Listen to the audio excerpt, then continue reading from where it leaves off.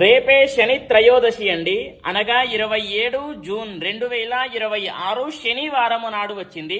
అయితే నేను చెప్పేటటువంటి రాశుల వాళ్ళు ఖచ్చితంగా నేను చెప్పేటటువంటి పరిహారం చేసుకోండి.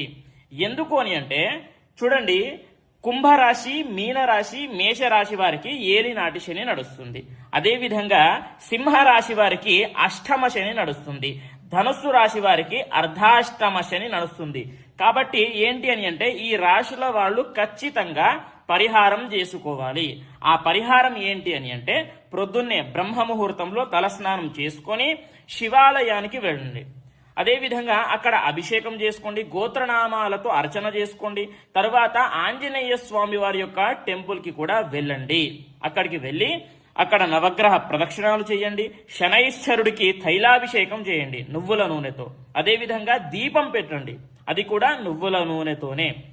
నల్ల నువ్వులు దానంగా ఇవ్వండి. ఇలా చేస్తే గనక విశేషంగా శని యొక్క ఆశీర్వాదం మీ పైన ఉంటుంది అనేటటువంటిది ప్రతి ఒక్కరికి కూడా తెలియజేయండి. ప్రతి ఒక్కరు కూడా దీన్ని ఉపయోగించుకోండి. స్వస్తి, సర్వే జనాః సుఖినో భవంతు.